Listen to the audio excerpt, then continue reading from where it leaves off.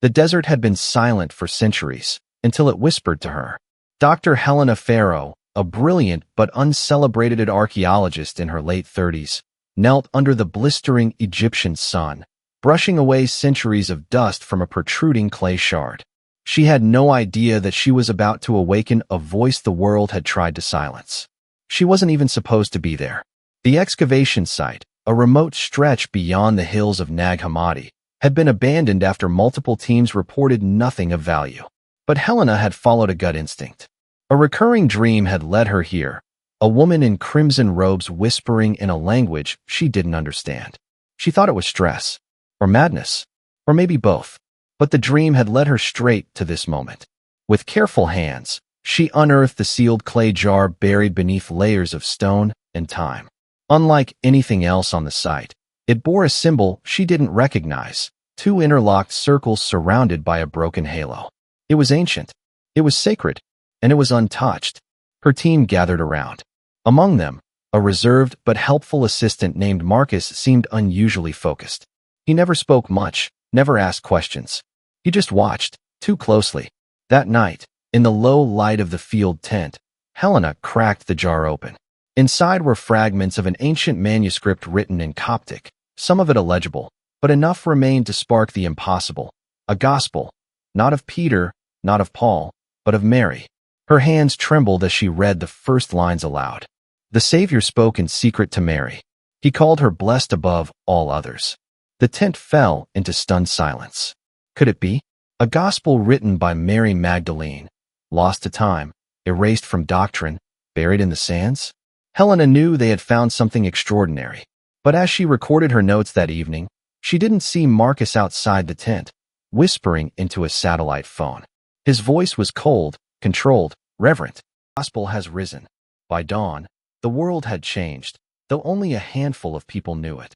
The fragments were laid out on a linen cloth in the excavation tent, protected from the desert air by a makeshift screen.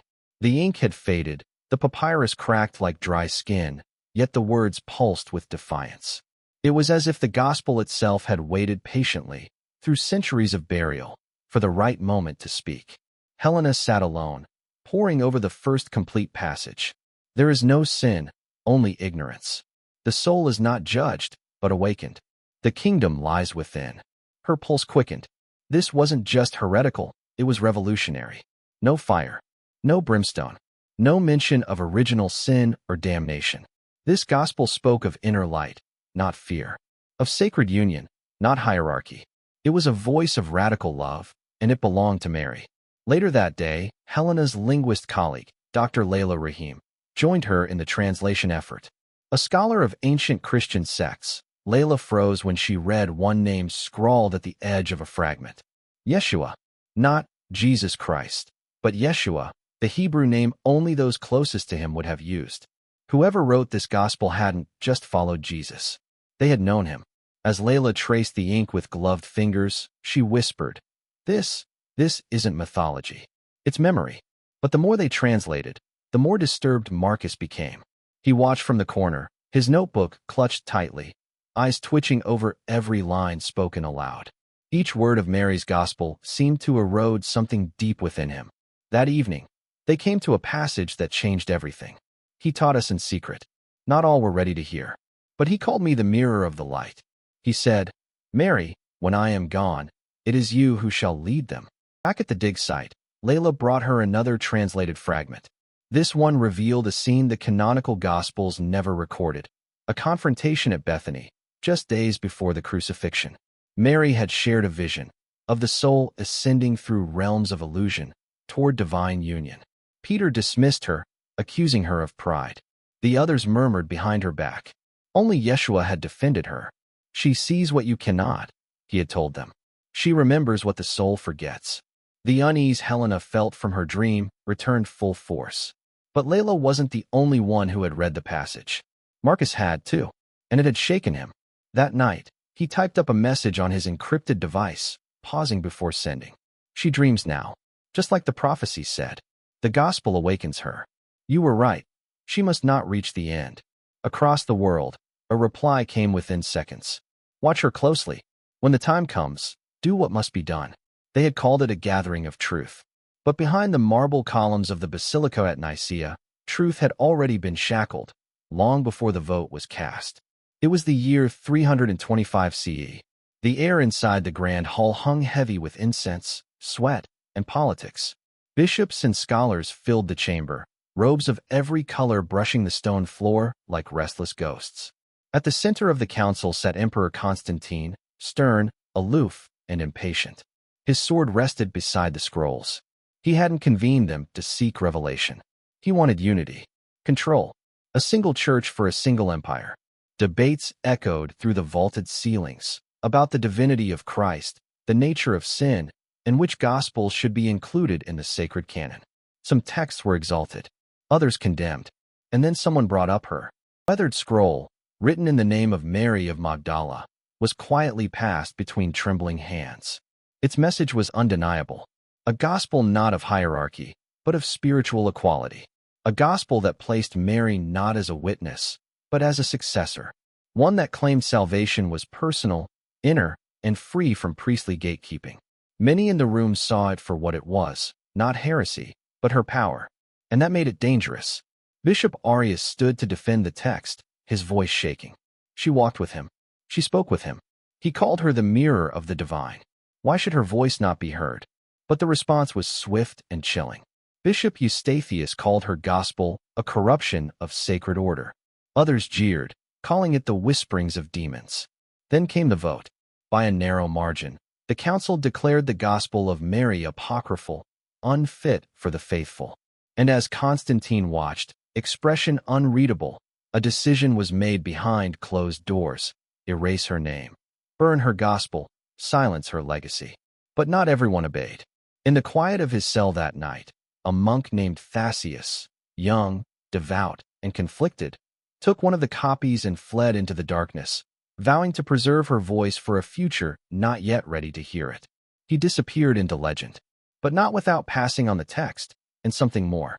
Back in the present, Helena stood in the Cairo Museum archives, holding a faded scroll unearthed from a sealed vault just days ago. Layla read the inscription aloud.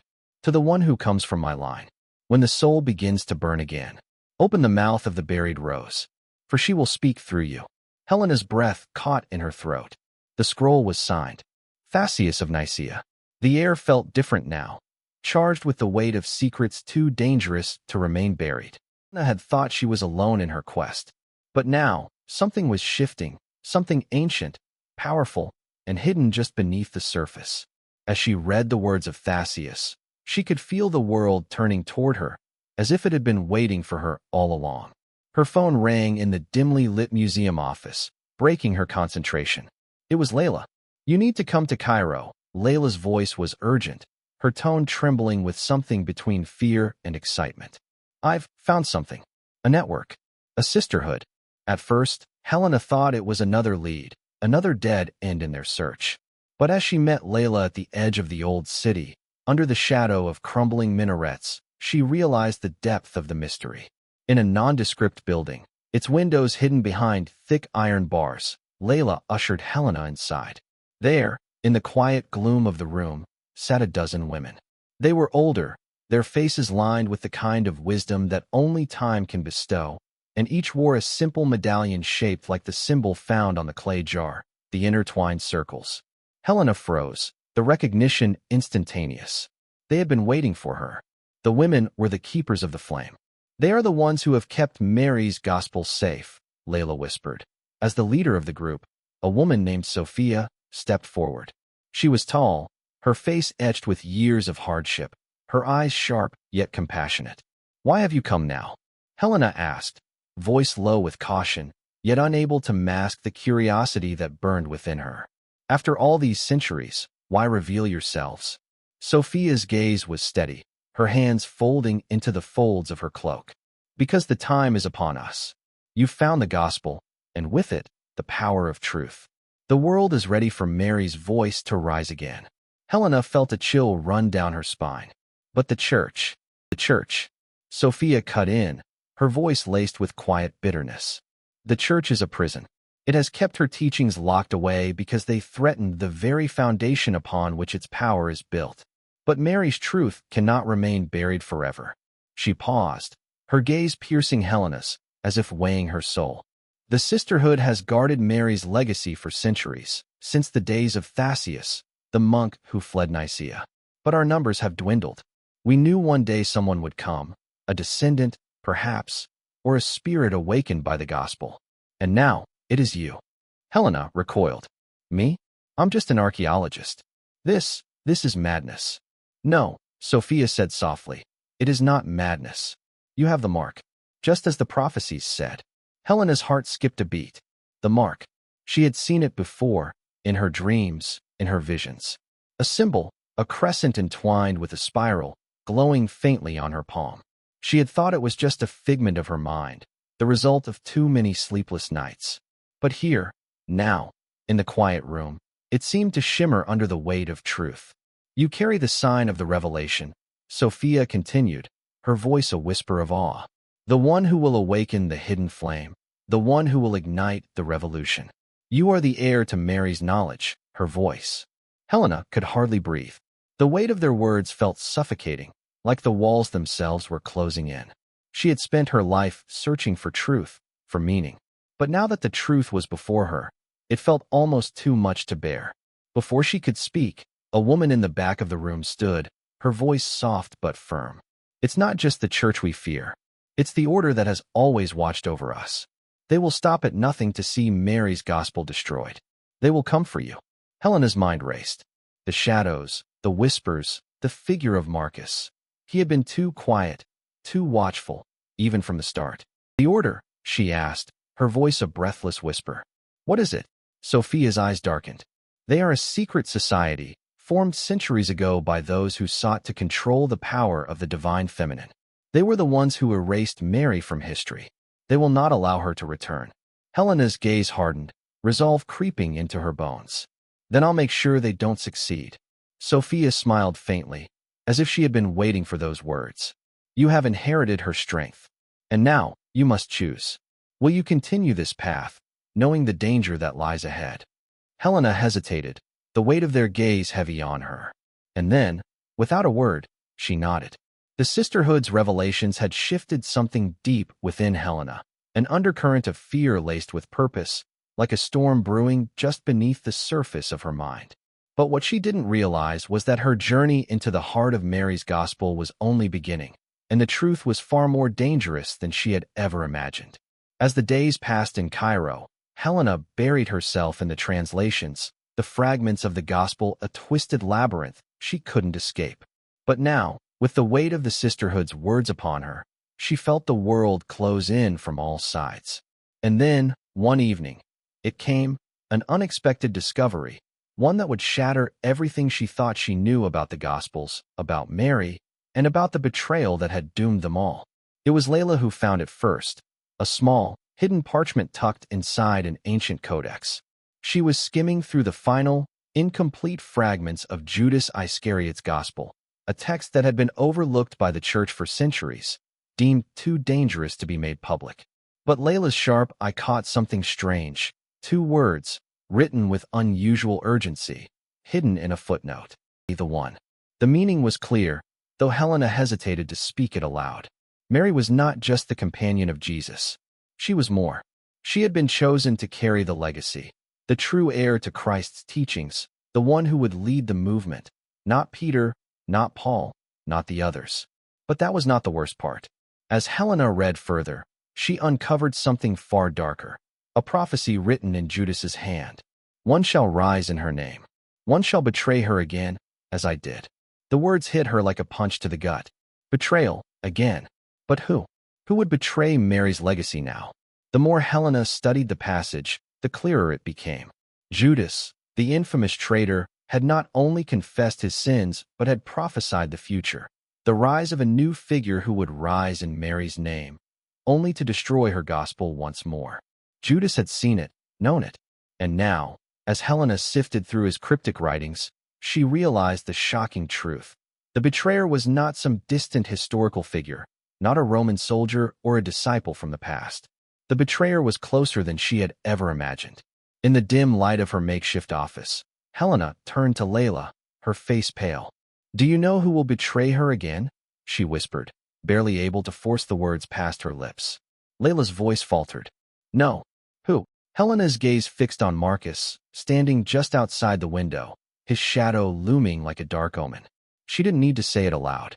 Layla's eyes followed Helena's, and the shock hit her face just as the truth hit Helena's heart. Marcus, the quiet, enigmatic assistant. He had been too interested in their findings, too focused on the gospel. He had seen it for what it truly was, the power to upend everything, to break the chains of history and tradition. But Marcus was no scholar. He was something much darker. He was working for them, the shadowy religious order that had been hunting the gospel for centuries. His heart raced. She hadn't trusted Marcus from the start, but she had never imagined him capable of such betrayal. The pieces began to fall into place, his whispers late at night, the secretive meetings, the coded messages. He had been watching her, waiting for the moment when she would unknowingly awaken the gospel's power. Now that moment had arrived, and he had made his move. Helena couldn't breathe. How much did he know? How far had his loyalties gone? How deep was his connection to the order? And then it hit her. There was more. Much more. Judas's prophecy wasn't just about betrayal. It was about destiny. She wasn't just uncovering the gospel. She was fulfilling it. She, the descendant of Thasseus, had been born to carry Mary's legacy forward. But she also carried the weight of the curse, the prophecy that one of her own would betray the very revolution she was meant to lead. But who was the betrayer in this life? And could she stop it in time? As the truth sank into her bones, a cold shiver ran through Helena. She had no choice now. She had to confront Marcus and expose him before it was too late. But as she stepped toward the door, her phone buzzed with an encrypted message, a simple line of text that made her blood run cold. You found the gospel. Now, the truth will find you. Helena froze. It was from Marcus, and he had already taken his first steps toward silencing her.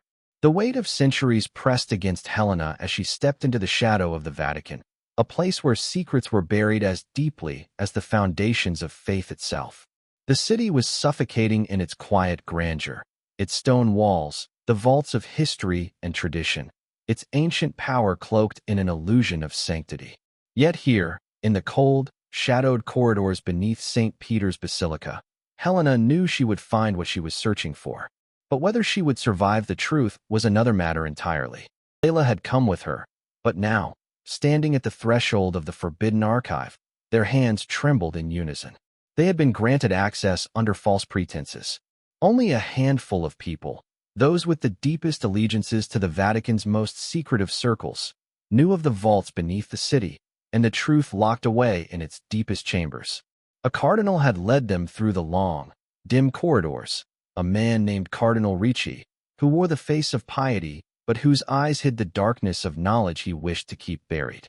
His every word had been laced with polite deception, his gaze flickering toward them with the intensity of a man holding a weapon just beneath the surface of his robes. There is much history here, Dr. Farrow, Ricci said, his voice low. Much that the world is not yet ready to understand. Helena said nothing, only nodded. Her heart was pounding in her chest, the gospel's fragments clutched tightly beneath her coat, now a silent weapon of its own.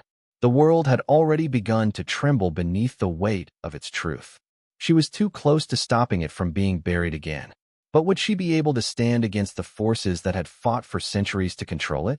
At last, they reached the heart of the archive, a long, narrow room lit by the flickering light of candles in iron sconces, their flames casting dancing shadows on the stone. The air here smelled ancient, dust, parchment, and something colder, something hidden.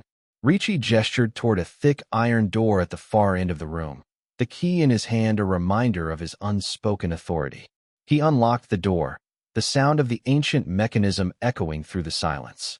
Behind it lay a chamber filled with scrolls, manuscripts, and codices, some crumbling to dust, others preserved with the precision of obsession. But Helena's eyes were drawn to one thing, and one thing only: painting. It stood alone, almost hidden beneath a thick layer of cloth. The cardinal stepped toward it, the soft rustle of his robes the only sound in the room. With a subtle motion, he drew back the cloth. Helena froze, her breath catching in her throat. It was Mary Magdalene, but not as Helena had ever seen her before. Not the repentant sinner, nor the distant figure in the background. This Mary stood at the center of the canvas, holding a gospel in one hand, her other hand pressed against her stomach as if guarding something sacred. But it was the glow surrounding her that seized Helena's attention. A faint, otherworldly light seemed to emanate from her, radiant and divine, centered on her womb. The true gospel, Ricci murmured, almost to himself. A gospel lost to time. Helena stepped closer, her heart hammering in her chest. This painting, it was dated 300 years before the established image of Mary Magdalene, before the church had canonized her. How could it exist? How could such a depiction have survived? That's impossible, she whispered, eyes wide. It predates everything we've been told. Mary Magdalene was not depicted like this. She was diminished. Precisely, Ricci said softly. And that is why it was hidden. He walked to the far side of the room, where shelves lined the walls, stacked with papyrus and brittle scrolls. His hands moved deftly, pulling one from the top. He handed it to Helena with an unsettling calm. This is the document you seek, he said. Helena held it, feeling its ancient weight in her hands. The scroll was warm to the touch, as if it held something alive inside it. She unrolled it carefully, eyes scanning the delicate writing.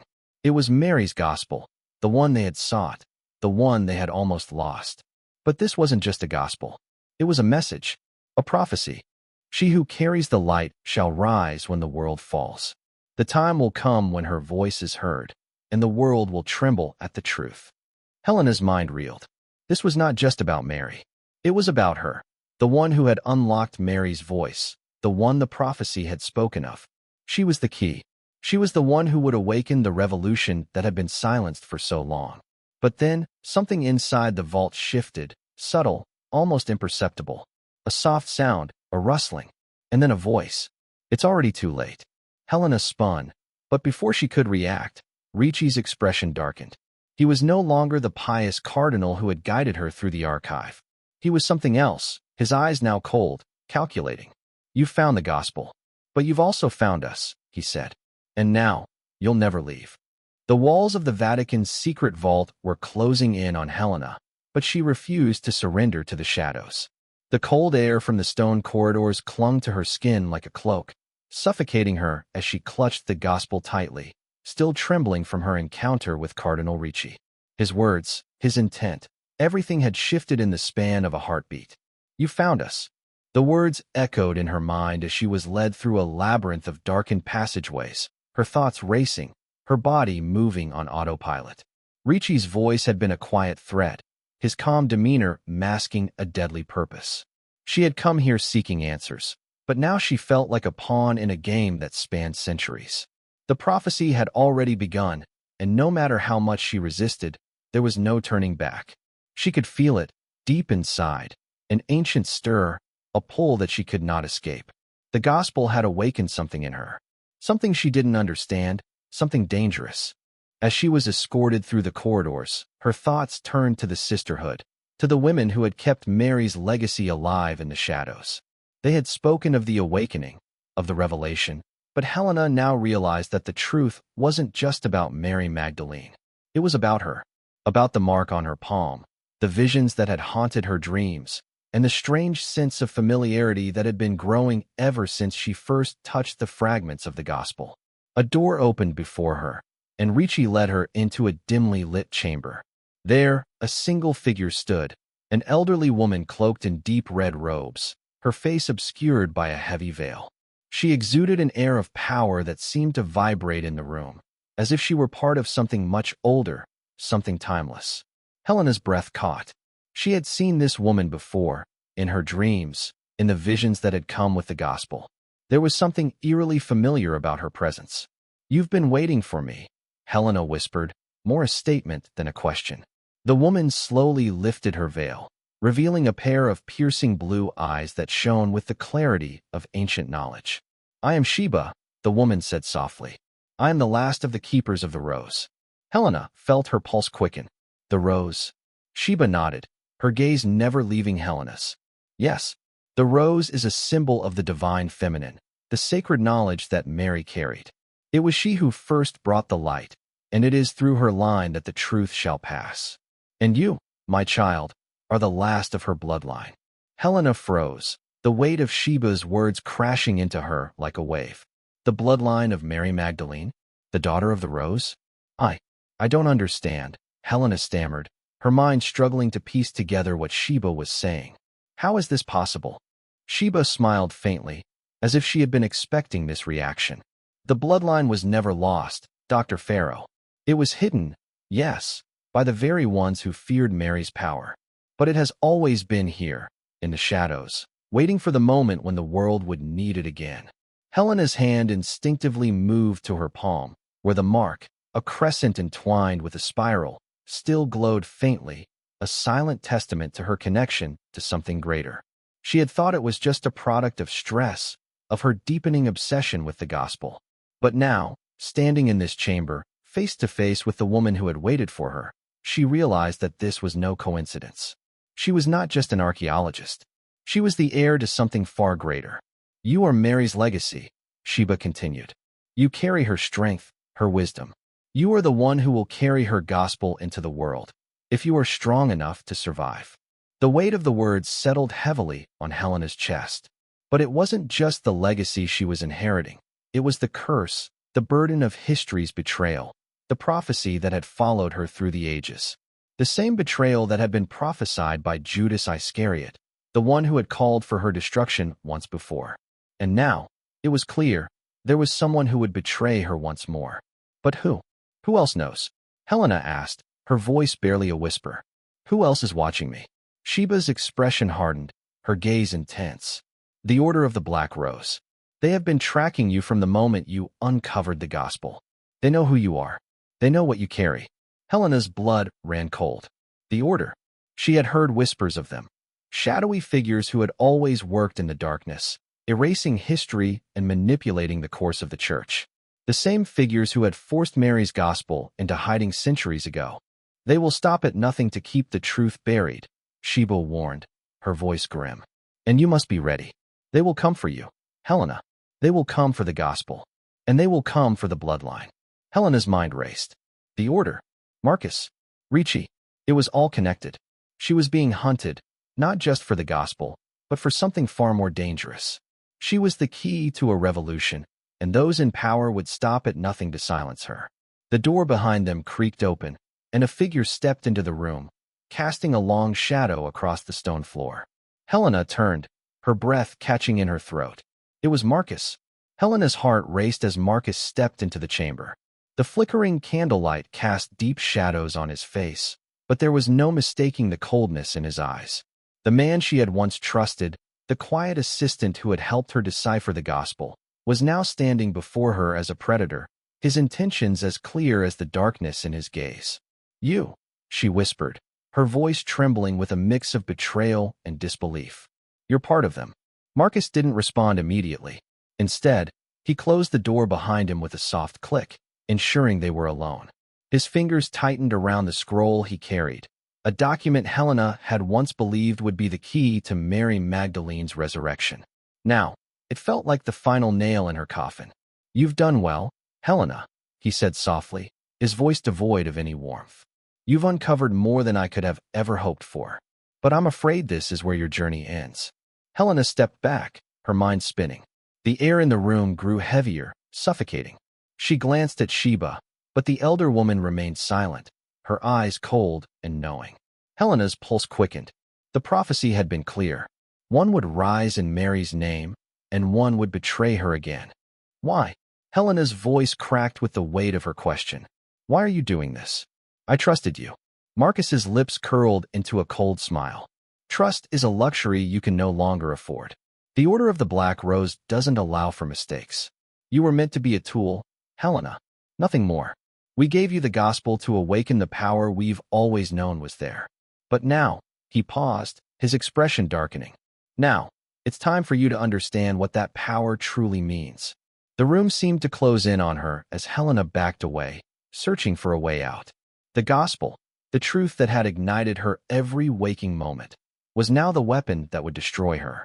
Do you think you're the only one who knows about Mary's legacy? Marcus continued, his voice growing colder, more distant. Do you really believe you can change the world with a few ancient words? Helena's mind flashed to the moment she had found the first fragment, the sense of destiny she had felt, the hope that she could make the truth known. But now, standing before Marcus, she realized how naive she had been. The gospel wasn't just a message of spiritual awakening. It was a spark that could ignite a fire too dangerous to control. The same fire that the order had feared for centuries. "What happens now?" she demanded, her voice shaking with defiance. "What do you want from me?"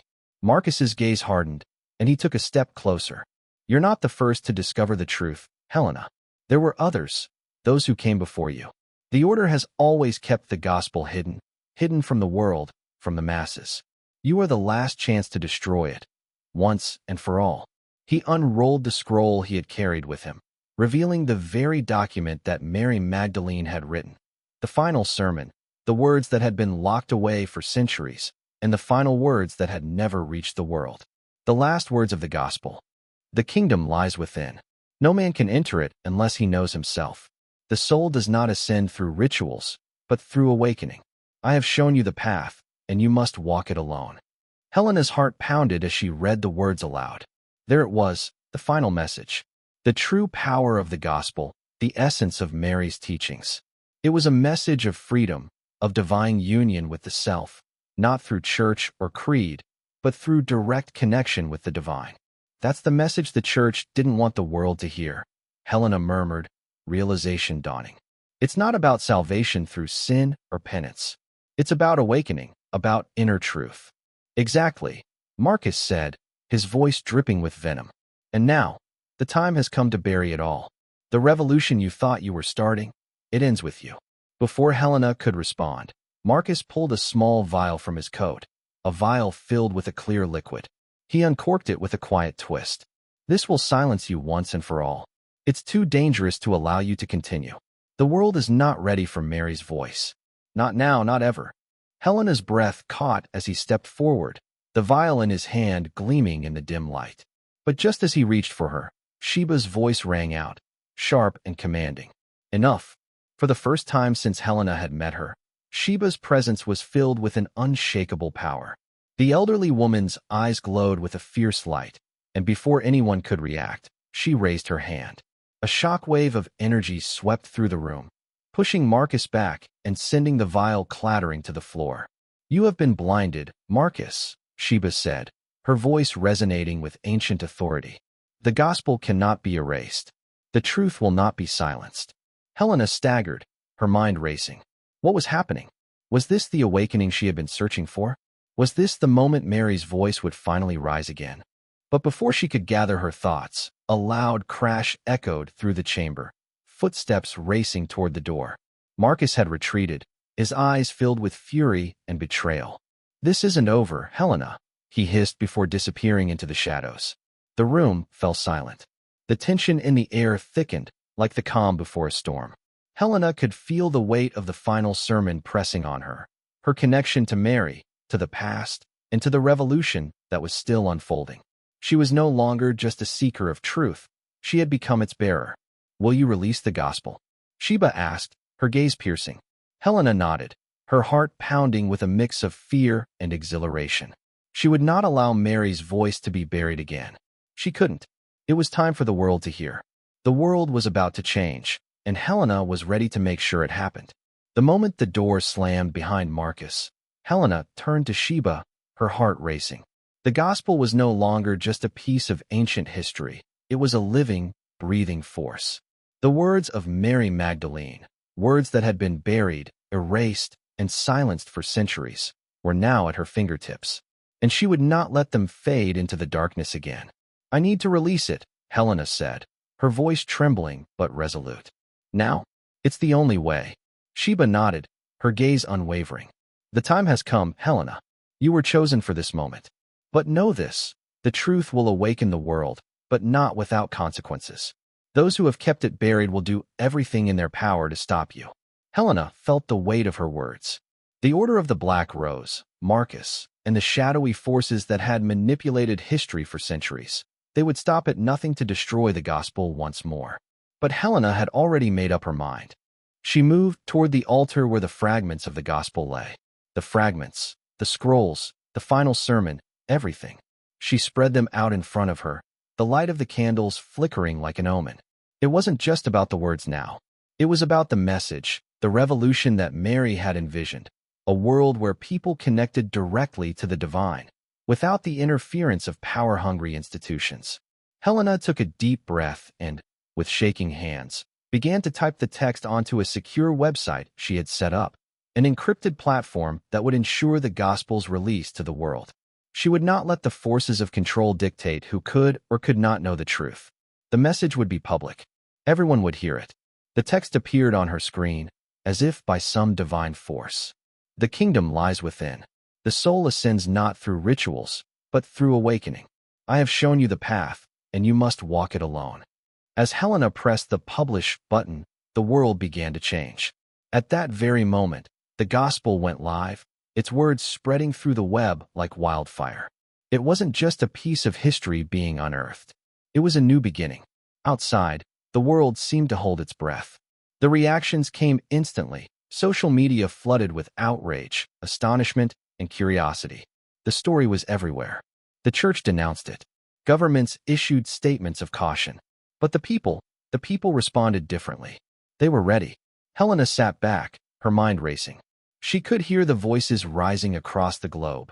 People awakening to the truth of who Mary Magdalene had been. No longer just a sinner.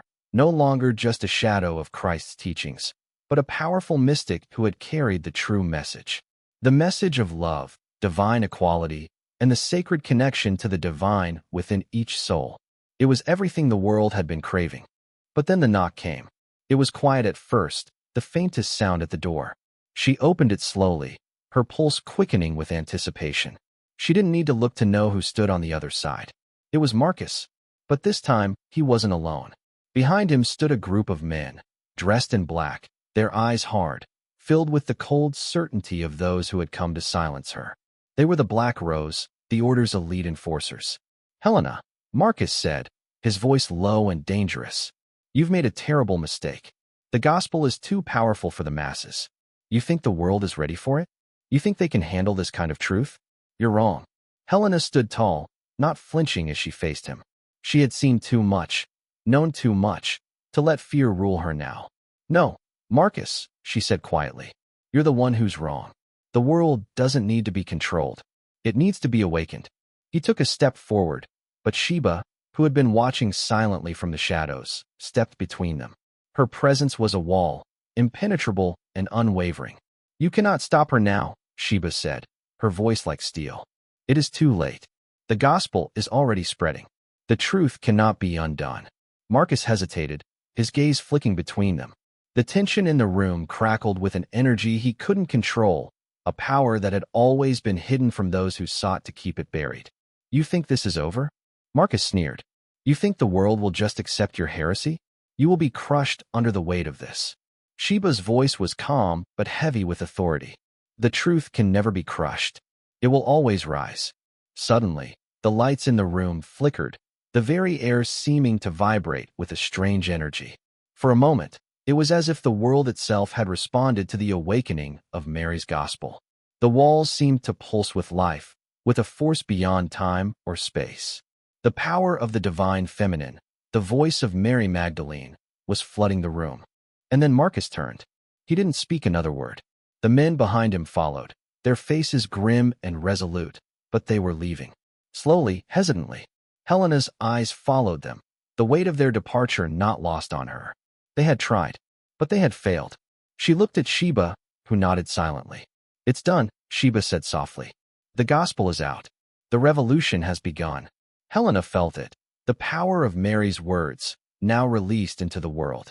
She was no longer just an archaeologist. She was the messenger, the bridge between the past and the future. As the sun began to set outside, casting long shadows over the city, Helena realized something profound. The world was changing. The truth was no longer hidden. And with it, a spiritual awakening had begun, one that could never be undone. The final twist of the prophecy had unfolded. The voice of Mary Magdalene had risen, and it would echo through the world forever. And in the distance, a young girl, no more than 12, sat with her hand pressed against her palm. She was staring at the screen in front of her, the light of the gospel burning brightly in her eyes. She had the mark. The revolution had only just begun.